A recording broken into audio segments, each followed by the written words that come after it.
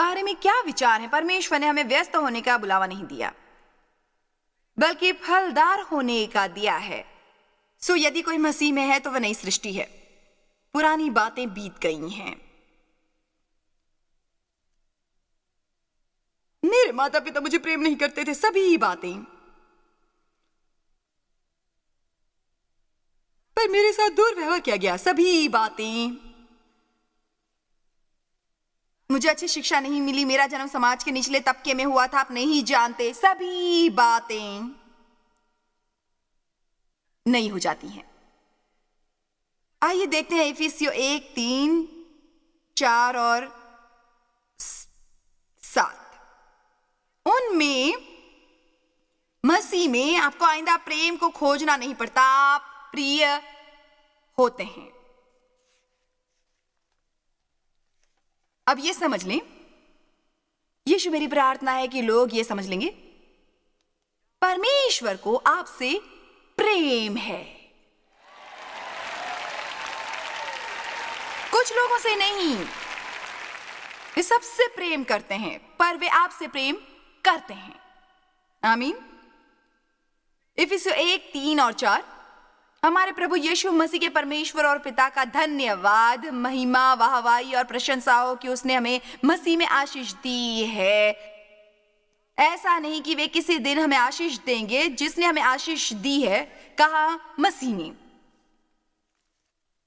स्वर्गीय स्थानों में पवित्र आत्मा द्वारा सब प्रकार की आशीष दी है। यदि मैं वे सब आशीष प्राप्त करना और आशीष युक्त जीवन जीना चाहूंगी, तब मुझे मसीह में जीना सीखना होगा। देखिए, मैं परमेश्वर के अपने जीवन के लिए बुलावे को भूलकर अपने सभी मित्रों को बनाए रख सकती थी। मैंने अपने कोई मित्र नहीं खोए होते। मेरा मतलब ये है, मैं यदि चाहती तो मैं उन लोगों के साथ रह सकती थी जिन्हें मेरी बिल्कुल परवाह नहीं थी। और क्योंकि आप जानते हैं, लोगों को सचमुच आपकी बिल्कुल परवाह नहीं होती, यदि वे केवल तभी आपके मित्र रहते हैं जब वे चालाकी से आप पर नियंत्रण कर सकते हैं।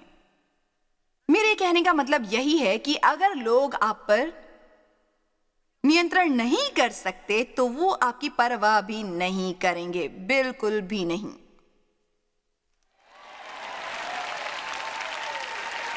आमीन। और मैंने शीघ्र ही ये जान लिया, मैं चाहती तो वहीं रुक सकती थी, मैं स्वर्ग में भी गई होती, पर मैं उन आशीषों में नहीं रह सकती थी यदि मैं उन परिस्थितियों में मसीह में न रही होती और मैंने परमेश्वर का नहीं, लोगों का अनुसरण किया होता। मेरे विचार से बहुत से लोग अपने जीवन पर परमेश्वर के बुलावे और आनंद से वंचित रह जाते हैं, क्योंकि परमेश्वर की बजाय लोगों को रिझाने वाले बनते हैं। मेरा मतलब पौलुस ने प्रेरित से कहा था गलतियों 1:10 में, यदि मैं अब तक मनुष्यों को प्रसन्न करता रहता तो मसीह का दास न होता। उन्होंने कहा कि कैसे लोगों को ना कहनी है और न उनमें से कुछ को वो अच्छा नहीं लगता था जो मैं कर रहा था।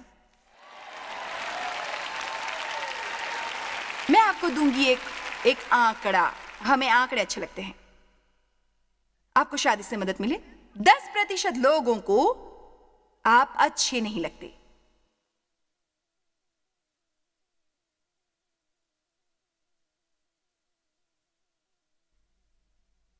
ये एक संख्यात्मक तथ्य है।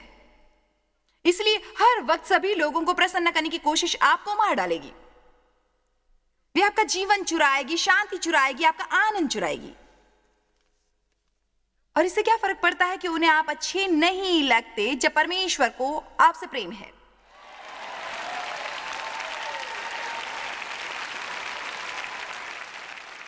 मान लीजिए एक नन्हा बच्चा बाहर गया और किसी दूसरे बच्चे ने उससे कहीं कोई कठोर बात जिससे उसकी भावनाओं को ठेस पहुंची। वे भागकर अपने माता पिता के पास घर आया और सबसे पहली बात जो हम माता पिता कहते हैं वो है, मम्मी आपसे प्रेम करती है, डैडी आपसे प्रेम करते हैं। वो लड़का महत्वपूर्ण नहीं, हमें आपसे प्रेम है।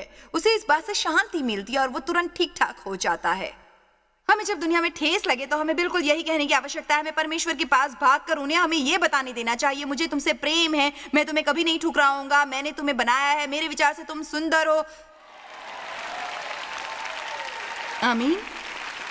मुझे बहुत क्रोध आता है जब लोग चल पड़ते हैं किसी धार्मिक इमारत की ओर हर रविवार, जहां वे 4-5 सिद्धांत सुनते हैं जो उन्होंने पहले हजारों बार सुने होते हैं। ऐसा नहीं कि सिद्धांत महत्वपूर्ण नहीं होते, पर एक बार आप अच्छे भरोसेमंद सिद्धांत जान ले, आपको जीने का तरीका सीखने की आवश्यकता है।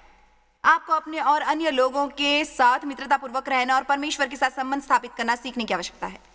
शांति और आनंद प्राप्त करना सीखना है। कुलुस्सियों 10 के अनुसार जो मुझे प्यारा है, हम उसी में भरपूर हैं। उसी में यदि हम उसी में भरपूर हैं, तो इसका मतलब यह है कि यदि कोई शादीशुदा नहीं, वो फिर भी पूर्ण है। यदि कोई विवाहित हो और उसके कोई बच्चे ना हो, वो फिर भी परिपूर्ण है। और चाहे 30 बाल बच्चेदार जोड़ों की संगत में रहे और उसके अपने बच्चे ना हो, वे फिर भी ठीक ठाक है, क्योंकि उसकी पूर्णता बच्चे होने में नहीं, वे उसमें पूर्ण है। यदि मैं 50 की उम्र होने पर भी अविवाहित हूं, तब जब मैं विवाहितों की संगत में रहती हूं, तो मैं या तो हताश हो सकती हूँ या बेहद निराश हो सकती हूँ, क्योंकि मुझ में कोई नुस्खा है और मैं किसी चीज से वंचित हूँ। या मैं कह सकती हूँ मैं विवाह करना चाहती हूँ, पर इस समय मैं कुंवारी हूँ, इसलिए मैं उनमें पूर्ण हूँ। Come on.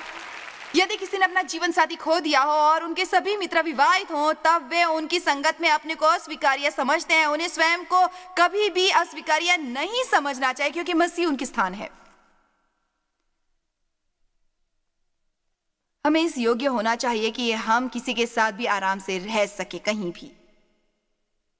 एक गरीब को एक धनवान के साथ आराम से रहना चाहिए, एक धनवान को एक गरीब के साथ आराम से रहना चाहिए, एक उच्च शिक्षित व्यक्ति को किसी ऐसे के साथ आराम से रहना चाहिए जो अधिक पढ़ा लिखा नहीं हो, वगैरह वगैरह वगैरह वगैरह वगैरह वगैरह वगैरह। क्योंकि हम में से किसी का भी उन बातों से कोई मूल्य नहीं है। हमारा मूल्य केवल मसीह में